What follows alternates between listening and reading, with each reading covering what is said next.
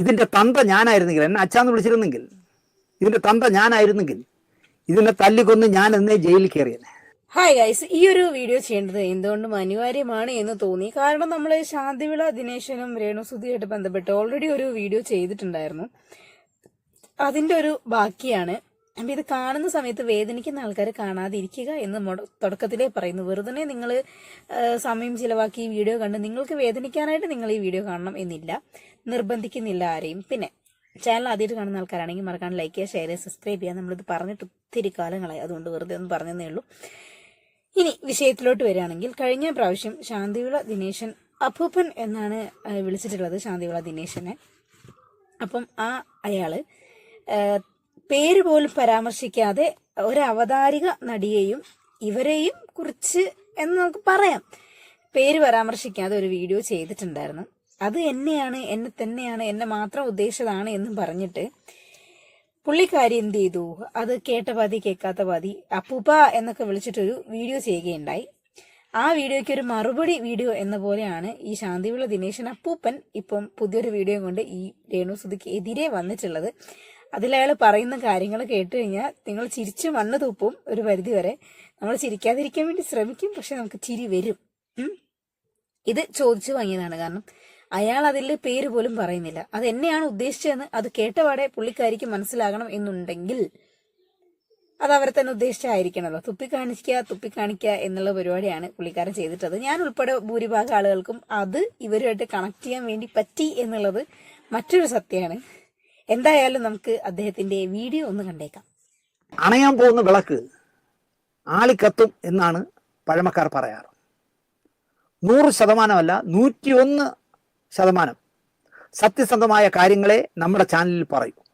അതുകൊണ്ടാണ് നമ്മൾ പറയുന്നതിലൊന്നും പിന്നെ സോറി പറയാനോ മാറ്റി പറയാനോ പോവേണ്ടാത്തത്. 725 എന്തോ കഴിഞ്ഞു സോറി. ഇന്ന് വരെ ഒരു കഥയും പറഞ്ഞിട്ട് അയ്യോ അത് തെറ്റിപ്പോയതാണ് കേട്ടോ എന്ന് നമുക്ക് പറയേണ്ടി വന്നിട്ടില്ല.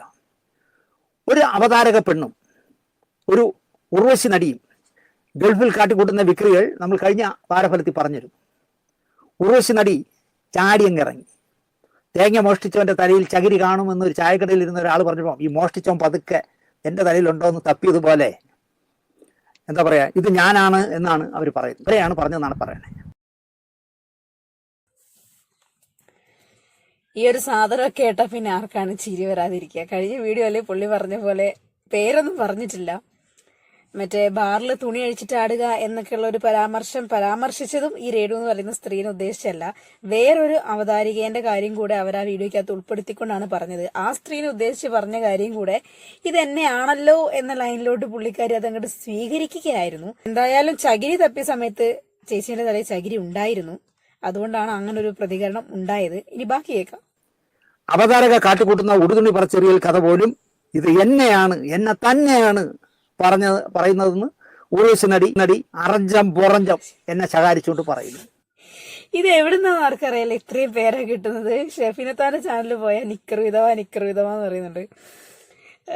രാജ് ടോക്സിന്റെ ചാനലിൽ കയറിയ രണസുന എന്നല്ലാണ്ട് കേൾക്കാൻ പറ്റില്ല.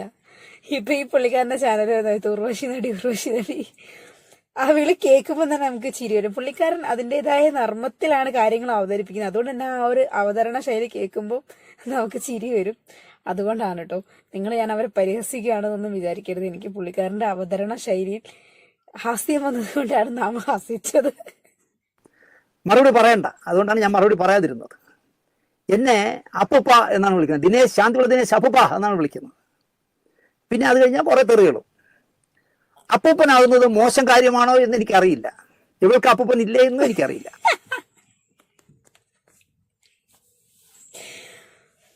അപ്പൂപ്പനാവുന്നത് മോശം കാര്യമൊന്നുമല്ല. പക്ഷെ അക്കോർഡിംഗ് ടു രേണുസുധി കിളവി എന്ന് പരാമർശിക്കുന്നത്, തൈക്കിളവി എന്ന് പരാമർശിക്കുന്നത് ഭൂലോക തെറ്റാണ്.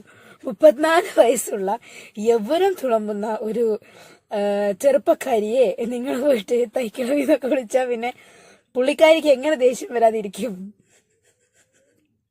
ചില ആൾക്കാർക്ക് അപ്പൂപ്പനായാലും അമ്മൂമ്മയായാലും അമ്മയായാലും സഹിക്കാൻ പറ്റില്ലാതെ ആൾക്കാർ വിളിക്കുന്നത്. തള്ളെ എന്ന് തള്ളയായ ഒരു സ്ത്രീനെ വിളിച്ചാല് അത് അവർക്ക് ഇഷ്ടപ്പെടില്ല.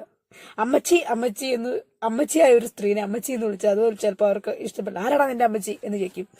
ആ ഒരു ഇനത്തിൽപ്പെടുന്നതാണ് നമ്മുടെ അതായത് എന്ത് നടി? ഉർവശി നടി. ഞാൻ അഭിമാനത്തോടെ പറയുന്നു, 2.5 വയസ്സുള്ള ഒരു ആൺകുട്ടിയുടെ അപ്പൂപ്പനെന്നോ അച്ചാച്ചനെന്നോ പറയാവുന്ന ആളാണ്. ഇതൊന്നും ഒരു രഹസ്യമല്ലല്ലോ. അതിൽ സന്തോഷിക്കുന്ന ആളാണ് ഞാൻ. കാരണം ഒന്നുമില്ലെങ്കിലും ഞാനൊരു അപ്പൂപ്പനായില്ലേ അല്ലെങ്കിൽ അച്ചാച്ചനായില്ലേ എന്നാണ് സത്യമായിട്ടും എൻ്റെ മനസ്സിലുള്ളത്. ഭാഗ്യത്തിന് ഈ പെണ്ണുമ്പിള്ള എന്നെ അച്ഛനെന്നോ മാമാന്നോ വിളിക്കാത്ത ഭാഗ്യമായി. ഇതിൻ്റെ തന്ത ഞാനായിരുന്നെങ്കിൽ, എന്നെ അച്ഛാന്ന് വിളിച്ചിരുന്നെങ്കിൽ, ഇതിൻ്റെ തന്ത ഞാനായിരുന്നെങ്കിൽ ഇതിനെ തല്ലിക്കൊന്ന് ഞാൻ എന്നേ ജയിലിൽ കയറിയനെ. പിന്നെ മാമൻ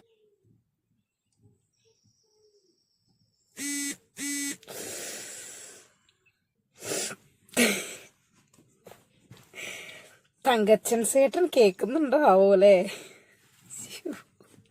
എന്നാലും അത്രയ്ക്കൊന്നും പറയണ്ടായിരുന്നു. തല്ലിക്കൊല്ലാൻ പാകത്തിന് മഹാപാപം ഒന്നും ചെയ്യുന്നില്ല. കുറച്ച് ആളുകളെ വെറുപ്പിക്കുന്നു എന്ന് മാത്രമേ ഉള്ളൂ. അതിന് തല്ലിക്കൊല്ലേണ്ട കാര്യമൊക്കെ ഉണ്ടോ അല്ലേ? പിന്നെ മാമൻ പട്ടിണി കിടന്നാൽ പോലും മാമാപ്പണി ചെയ്ത് ജീവിക്കില്ല അഭിമാനമുള്ളവർ. അതിനാൽ തന്നെ മാമ എന്നാ അച്ഛ എന്നാ വിളിക്കാതെ അപ്പൂപ്പാന്ന് വിളിച്ചതിൽ എനിക്ക് ഈ കുട്ടിയോട് സന്തോഷമേ ഉള്ളൂ. എന്നോടാണ് തെളിവുകൾ ചോദിക്കുന്നത്. തെളിവുകൾ, എത്ര പ്രതിഫലം, ഏതെല്ലാം ജോലികൾ ചെയ്യും, ബ്രോക്കറുടെ ഡീറ്റെയിൽ എല്ലാം എത്തിക്കാമെന്ന് വഞ്ചിക്കപ്പെട്ട ഈ ഗൾഫ് വാസികൾ തന്നെ എന്നോട് ഉറപ്പ് പറഞ്ഞിട്ടുണ്ട്. അതുകൊണ്ടാണ് ഞാൻ എല്ലാ ആൾക്കാരെ കാണിക്കുന്ന സ്ഥിതിക്ക് പിന്നെ ഇപ്പം ആരൊക്കെയാണ് വഞ്ചിക്കപ്പെട്ടത്, എന്തിനാണ് വഞ്ചിക്കപ്പെട്ടത് എന്നും കൂടി ആളുകളെ കാണിപ്പിക്കുന്നത് വളരെ നന്നായിരിക്കുമല്ലോ. കുറച്ചും കൂടെ റീച്ചും കിട്ടും. ശരിയല്ലേ? ഞാൻ ആ സ്റ്റോറി കഴിഞ്ഞ ഞായറാഴ്ച പറഞ്ഞത്. വിശദമായി അത് കിട്ടിയാൽ ഞാൻ പറയാം. എൻ്റെ തെളിവ് കിട്ടിയാലേ എനിക്ക് പറയാൻ പറ്റും. എല്ലാം പറയാം. എനിക്ക് ഫോണിൽ കൂടെ എല്ലാം പറഞ്ഞു തന്നു. പക്ഷെ അതുപോലെ എനിക്ക് അതിൻ്റെ തെളിവുകൾ വേണമെന്ന് ഞാൻ പറഞ്ഞിട്ടുണ്ട്. നമ്മൾ അനാവശ്യമായി കഥകൾ ഉണ്ടാക്കി ഒന്നും പറയാറില്ല. ഇവിടുത്തെ യൂട്യൂബർമാരെന്ന് പറഞ്ഞാൽ കള്ളക്കഥകളല്ലേ ഉണ്ടാക്കണേ. നമ്മൾ അങ്ങനെ പറയാറില്ല. അങ്ങനെ പറയുന്നത് ശരിയുമല്ല എന്ന് ബാധിക്കുന്ന ആളാണ് ഞാൻ. കാൾ ഡസൻ കല്യാണം കഴിഞ്ഞ ഒരു വധവല് പെണ്ണ് കൈയും വീശി വിമാനത്തിൽ കയറി പോകുന്നു. 1 ടൺ സമ്മാനങ്ങളുമായി തിരിച്ചു വന്ന് ഇറങ്ങുന്നുവെങ്കിൽ ഇവൾ ആര്, ഐശ്വര്യ റോയ് ആണോ എന്ന് അല്ലെങ്കിൽ മഞ്ജു വാര്യരാണോ എന്ന് ചിന്തിക്കുക സ്വാഭാവികമാണ്. കോമൺ സെൻസ് ഉള്ളവനാണെങ്കിൽ ചിന്തിക്കും. അങ്ങോട്ടൊരു ഉണക്ക ബാഗും കൊണ്ട് അങ്ങോട്ട് പോയിട്ട് തിരിച്ചു വരുന്നത് കുറേ പെട്ടികളൊക്കെ ആയിട്ടാണ്. മനസ്സിലായില്ലേ? കണ്ടവനെ കൊണ്ട് യാചിച്ച് തെണ്ടി പറക്കി വീടും മതിലും ഒക്കെ കെട്ടി താമസിച്ചിരുന്ന ജീവിച്ചിരുന്ന ഈ വധവല് ഇപ്പൊ പറയാണ്, നിനക്ക് എത്ര വയസ്സാടാ? മോനോടൊക്കെ 3. നിനക്കൊരു കാറ്. നിനക്കാ? മറ്റേ വേറൊരു തള്ളക്കുണ്ടായൊരു ചെറുക്കണ്ടല്ലോ, ഒരു കാള പോലത്തെ ചെറുക്കൻ. എനിക്ക് 18. നിനക്കൊരു കാറ്. തന്ത അപ്പം ചൊറിഞ്ഞു അടയ്ക്കുന്നത്. അടുത്തവണ വാങ്ങിച്ചു തരാം, അടുത്തവണ ഞാൻ പോയിട്ട് വരട്ടെ കേട്ടോ. ഇത് എവിടുന്ന് കിട്ടണ കാശി?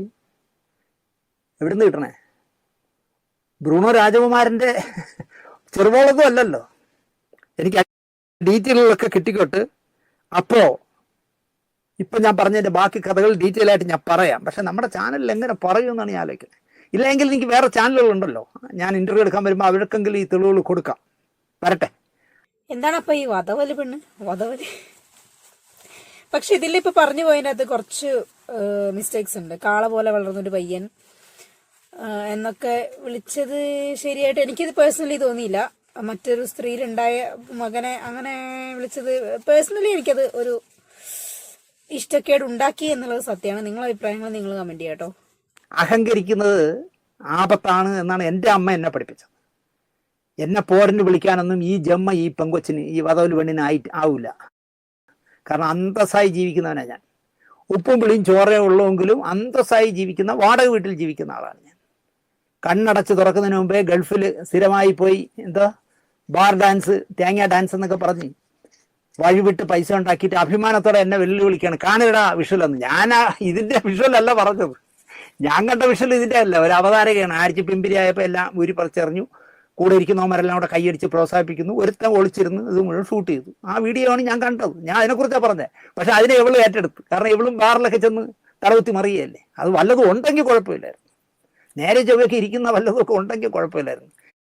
ഇവിടെ ഈ പറഞ്ഞതിലാണ് ഞാൻ പറഞ്ഞത്, എന്തൊക്കെയോ ഒരു അപാകതകൾ അവരുടെ സംസാരത്തിലുണ്ട്. നേരെ ചൊവ്വേ ഉള്ളത് എന്തെങ്കിലുമൊക്കെ ഉണ്ടായിരുന്നെങ്കിൽ എന്നതൊക്കെ. സ്ത്രീകളുടെ ശരീരപ്രകൃതി വെച്ചിട്ട് അവിടെ ബോഡി ഷെയ്മിങ് ചെയ്യുന്നത് വളരെ തെറ്റുള്ള കാര്യമാണ്. അതൊന്നും അക്സെപ്റ്റ് ചെയ്യാനേ പറ്റില്ല. എന്തെങ്കിലും ഉണ്ടെങ്കിൽ എന്ന് പറഞ്ഞു കഴിഞ്ഞാൽ സ്ത്രീകളാവുന്ന സമയത്ത് എല്ലാം ഉള്ളവരെ മാത്രമേ അക്സെപ്റ്റ് ചെയ്യാൻ പറ്റുള്ളൂ, അവരെ മാത്രമേ കണ്ട് ആസ്വദിക്കാൻ പറ്റുള്ളൂ, അല്ലെങ്കിൽ അവരാണ് സ്ത്രീകൾ എന്നുള്ളൊരു ഇതൊന്നുമില്ല. ഓരോരുത്തരുടെ ശാരീരിക പ്രകൃതികൾ വ്യത്യാസപ്പെട്ടിരിക്കും.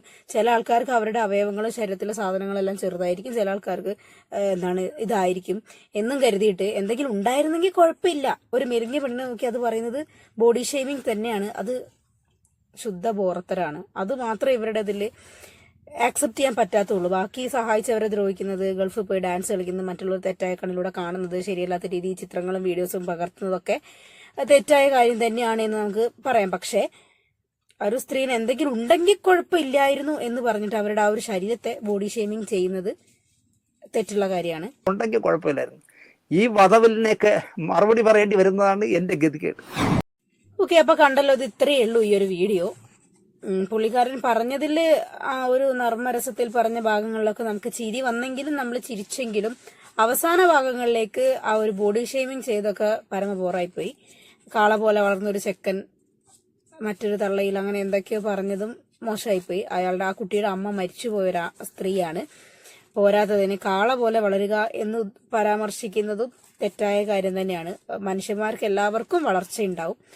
അത് കുട്ടിയായിരിക്കുന്ന ഒരു കുട്ടി കാലാകാലം കുട്ടിയായി തന്നെ ഇരിക്കില്ല. അവരുടെ ശാരീരിക പ്രകൃതി അനുസരിച്ച് അവർ തടിച്ചോ മെലിഞ്ഞോ ഉയരം വെച്ചോ അല്ലെങ്കിൽ ഉയരമില്ലാണ്ടോ കറുത്തോ വെളുത്തോ അവർ വളരും.